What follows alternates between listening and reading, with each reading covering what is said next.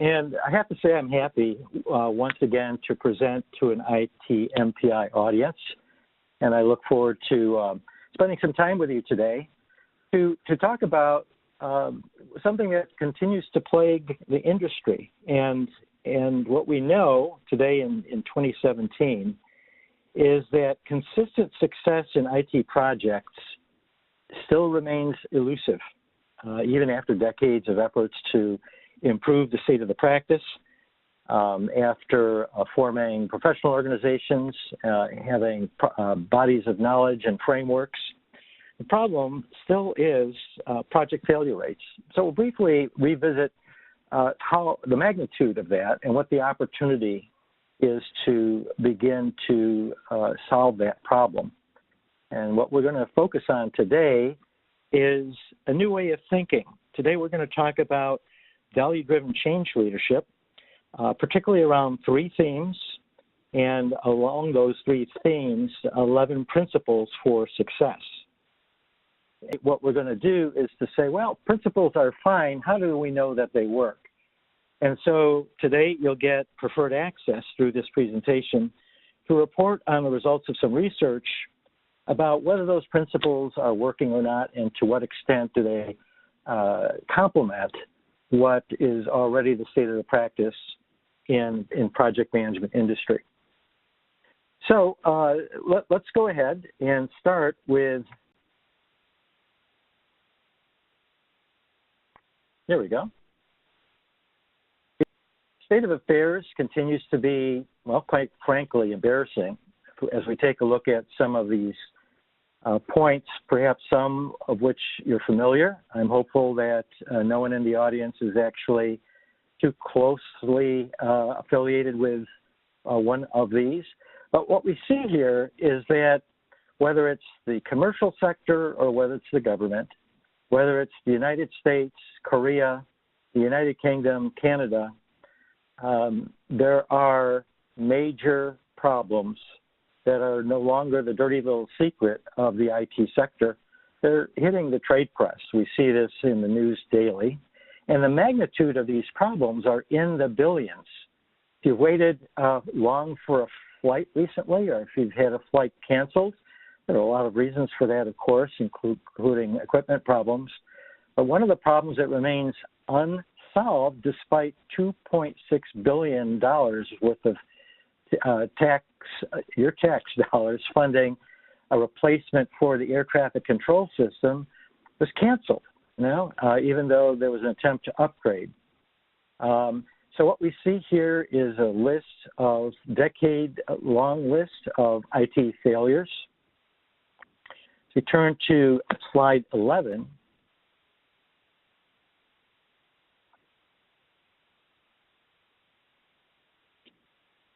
At stake. And despite our continuing best efforts, yours and mine, we still have projects that fail, and what we mean by that is projects that fail in a really unacceptably high rate.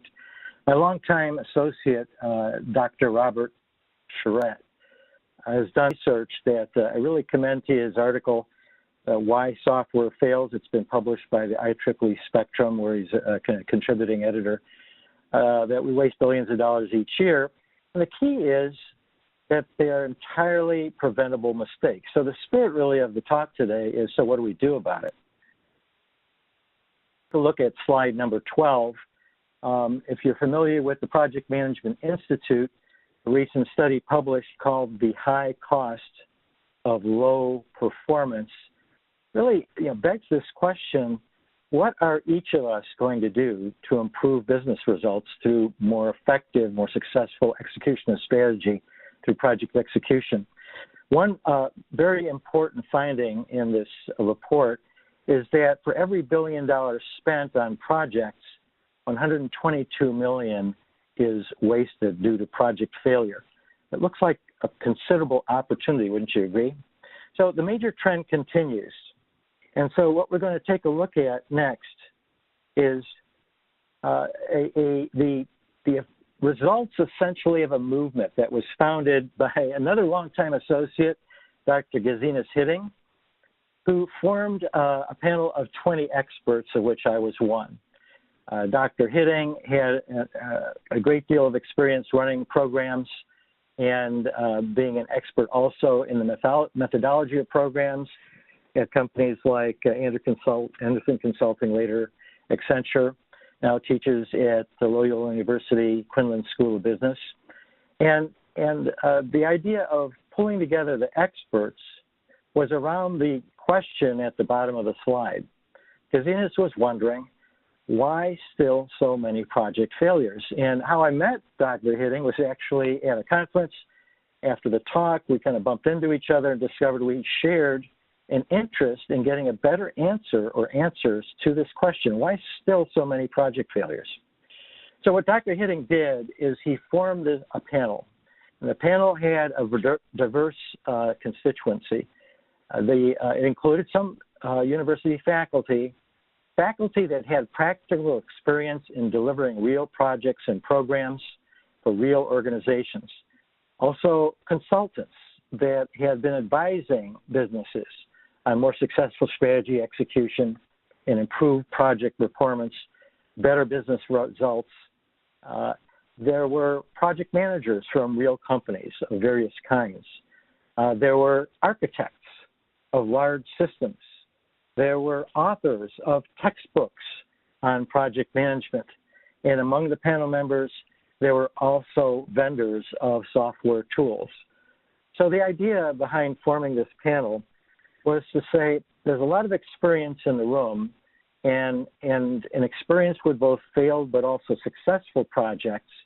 And the question was, what's missing in the practice of project management that perpetuates this really embarrassing and unsatisfactory project success rate? So we formed this panel, and if we take a look at slide number 14, central idea that emerged early in our conversations as this panel members just started kicking around, well, so what's going on in project management?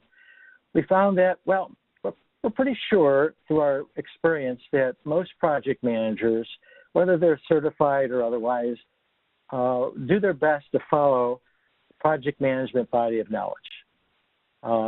Now, when we think about, well, what does that mean?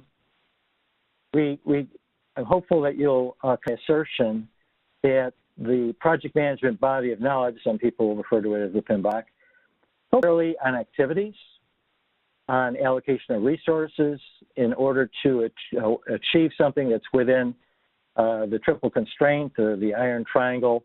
We want to be on time, on budget, completing the deliverables of projects. And, you know, if you're using a project management tool, you open up Microsoft Project, one of the first things you might be entering in will be activities.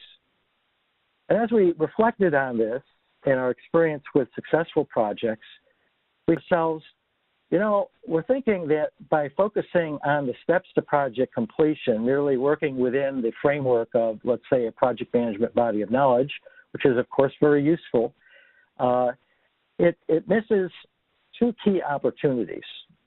And the first is, so what problem are we solving? What is the value that is desired as a result of funding and executing a project? Are we really adding business value? Are we, through that business value, improving the performance of the organization that's initiating the project? Second piece to that is more of an enabling piece, was that when we're preoccupied with activities, we also miss an important, critical part of successful projects, most successful projects. If you think about a project, almost every project is changing from one way of doing things to another, okay?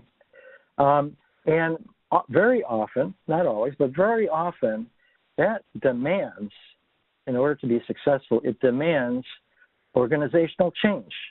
It demands that the people